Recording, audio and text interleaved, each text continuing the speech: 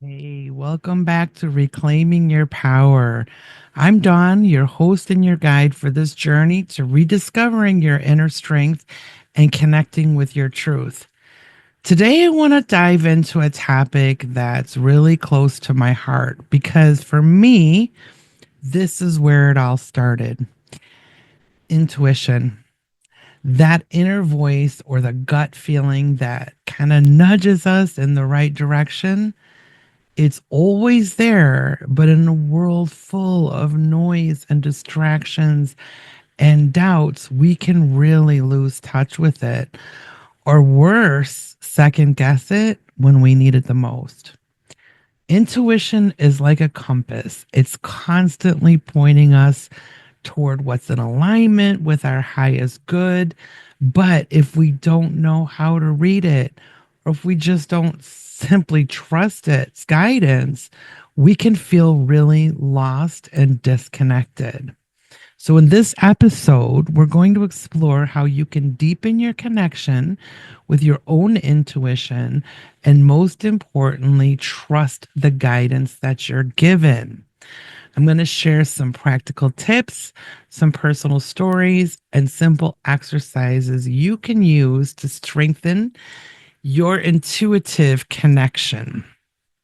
By the end of this episode, you're going to feel empowered to not just hear your own intuition, but to act on it with confidence.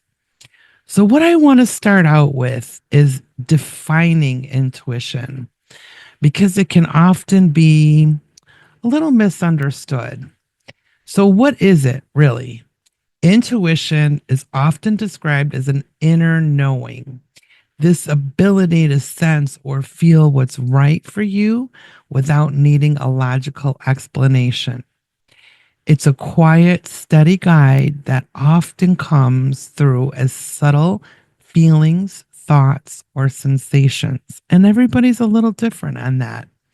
So, unlike a rational thought, that processes the external information and past experiences, intuition comes from within.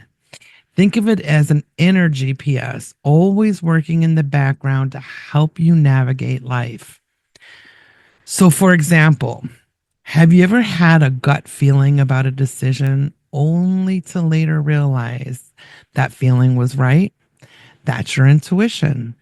The challenge is that it's not always loud or obvious, and it has a lot to compete with in order to be heard, right? Because it really whispers. It often comes, especially when you're new to really connecting with it, like the quietest whisper. It's the calm inside of the storm, the soft voice beneath all that mental chatter. Now, here's an important distinction. Intuition is not the same as a fear based thinking. Fear comes from past experiences or imagined future outcomes. It's loud, it's arrogant, it's urgent, and it's constricting.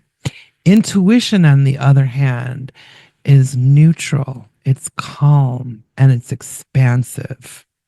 If you've ever doubted your intuition, trust me when I tell you, you are not alone. You are not alone. It's natural to feel unsure, especially at first, and even more especially if you're used to relying on logic and external advice. But the more you tune into it, the clearer and more reliable it comes. So let's move into recognizing intuitive signals. How do you recognize when your intuition is speaking and decipher it as different from all the rest? The answer is to that can show up in so many different ways for so many different people. For some people, it's a physical sensation. Maybe it's a flutter in your chest or a tightening of the gut or even tingles or chills. For other people, it could be a mental image, a thought that pops into their mind, or a quiet voice, even. It can show up as a feeling of ease or a feeling of discomfort when considering a particular choice. So let me share with you an example from my own life. So there was once a time when I was expecting a regular expected direct deposit into my bank account. Now, I'd never really had issues with it arriving and posting on time in the past and had no reason to question it. And I trusted it enough to write checks off of it. Not to mention the automatic payments for, specific monthly bills that were taking out of my account on auto pay. So the day before it was meant to be posted and available, something told me that it wasn't going to be there. And I dismissed it. I thought, you know what? You're panicking, you're tweaking, and you're slipping into that control mindset. So I brushed it off. I talked myself out of my own intuition and guidance. Needless to say, it was not posted as expected, and it caused a flurry of challenges and issues to deal with. Now, could this have been avoided had I followed my intuition? Absolutely. But let me continue. The bank was stating that it was never received. The sender was adamant that it was sent as usual. And here's me caught in the middle. Talk about feeling like being in the middle of a fucking storm. The sender requested that I get a letter from the bank stating that it was never received. They didn't want to see statements. They wanted that letter because they wanted to be sure that it wasn't actually received, but not posted due to there being some kind of lien on my bank account, which there wasn't. But I understood why they would want to see that. However, as simple as this was, the bank refused to provide me with this, and they stated that I could just simply use my statement and that was going to be good enough. It was not good enough. And I explained that to them. After hours and hours of frustration spread out over a couple of days, and after fucking with it for some time, something just told me to simply take a step back and chill. Now, of course, my common sense told me, well, that's not going to fix anything. You have to do something in order to fix this. It made zero sense. I was sitting in the midst of a mess, but this time I listened. The very next day, the deposit popped up out of nowhere in the middle of the afternoon, and everything was fixed in a heartbeat while I took a nap. This is a perfect example of what happens when we do listen versus when we don't. And you would think by now I would learn to just listen. And sometimes, we all kind of miss that mark once in a while. So don't beat yourself up if you do. It's a practice. So if you're unsure how your intuition communicates, here's a quick exercise you can try. So I want you to think back to a time that you felt your intuition guiding you. Maybe it was deciding to avoid a certain situation or feeling compelled to take a chance on something. Reflect on how that guidance felt in your body or your mind. Did it feel calm? Did it feel excited? Or maybe there was just quiet certainty. Write down that experience, and over time, you'll start to notice patterns and how your intuition connects with you and communicates with you. So now we've talked more about what intuition is and how to kind of recognize it. I want to share with you how to strengthen the intuitive connection. Once you've identified how your intuition shows up, and you may not be 100% clear on it just yet, but you're going to get there, I promise. The next step is to strengthen your connection to it. It's like any relationship. The more time and attention you give it, the stronger it grows. So here's a few daily practices you can use. These are some things that have helped me, and I want you to commit to trying them for at least 7 days. And then, you know what? Maybe you need to tweak something, maybe something works good for you and the something else doesn't. It's okay. Then you could kind of adjust it, but you really won't know until you try. So I don't want you to prejudge this. So even in just a few minutes a day can help you. I want you to think about this meditation. And it doesn't have to be this drawn out,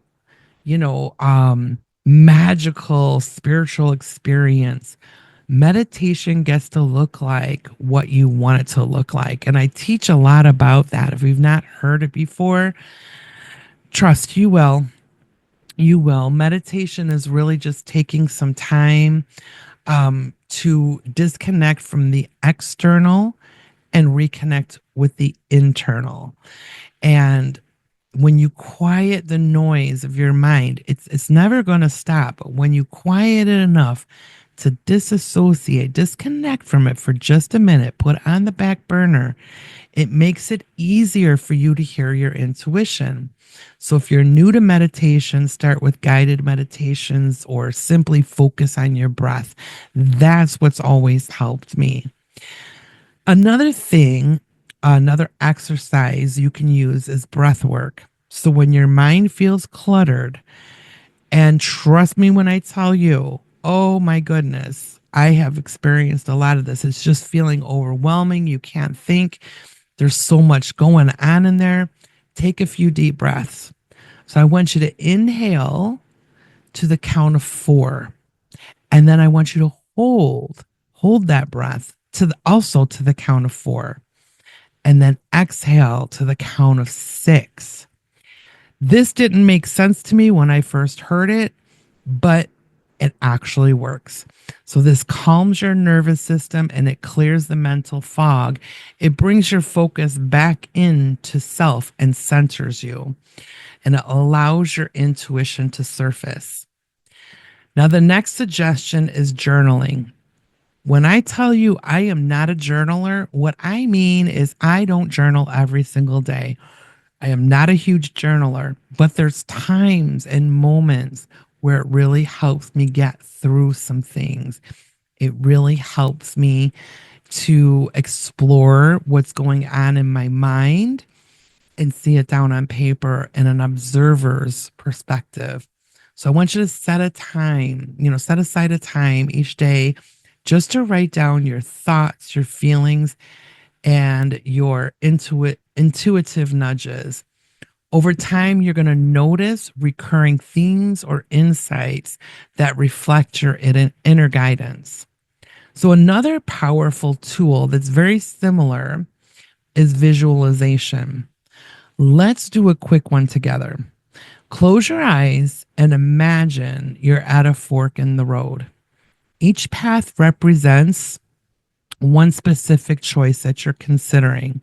Now, I want you to picture yourself walking down one path. How does that feel? Are you relaxed? Are you energized? Or are you uneasy? And next, I want you to imagine the other path. Notice any differences within your body, how your body responds, how your mind reacts to the two different pathways. This is a simple exercise that can tune you into your intuitive feelings, even when you're faced with the hardest decisions. So another way I teach to connect and identify is very similar to that, but figure out which one feels best to you. I want you to sit in a quiet and comfortable spot or lay down, which is my preference, but the choice is yours. It doesn't have to be um, throughout this whole big meditation. It doesn't need to be all that. Just find a quiet space, sit down, close your eyes. Ooh, and take a breath. Take a couple of breaths and recenter.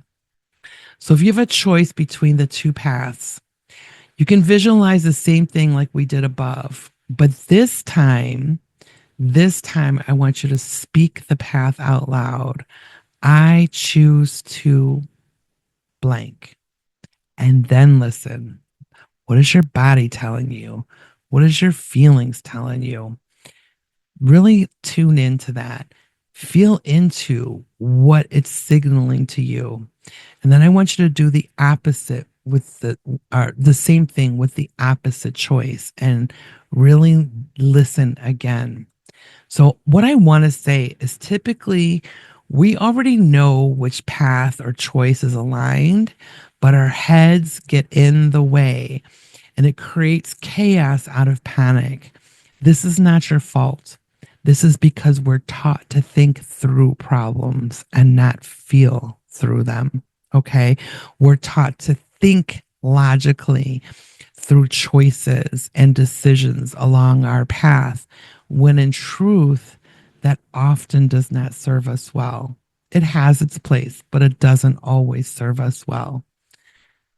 So, the next thing I want to really dig into is trusting and acting on your intuitive guidance. Now that you're recognizing and strengthening your intuition, the next step is to really learn to trust it.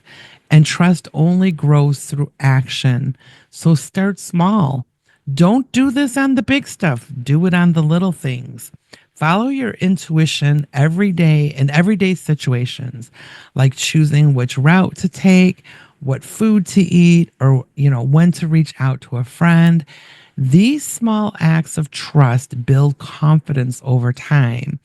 And when you feel the doubt creeping in, remember this: intuition feels light and expansive, while fear feels heavy and constrictive.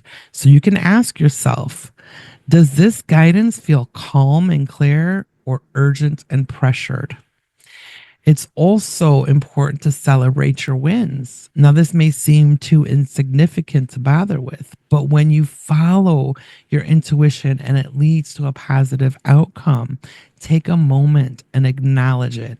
It doesn't have to be a full blown party, but these little moments can reinforce your trust and encourage you to rely on your intuition even more often.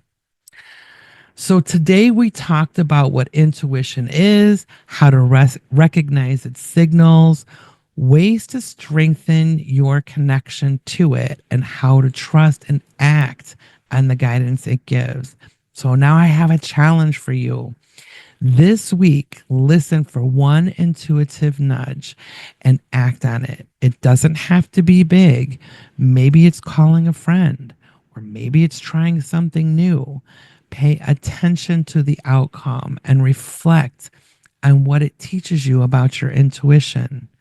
I want to thank you for joining me on this journey. And remember, your intuition is always there, ready to guide you and guide you towards your highest good. Trust it, nurture it, and let it be your compass as you continue to reclaim your power. Don't forget to like and subscribe and turn your notifications on. Also, share this message with others that need to hear this. And until next time, take care and keep trusting yourself.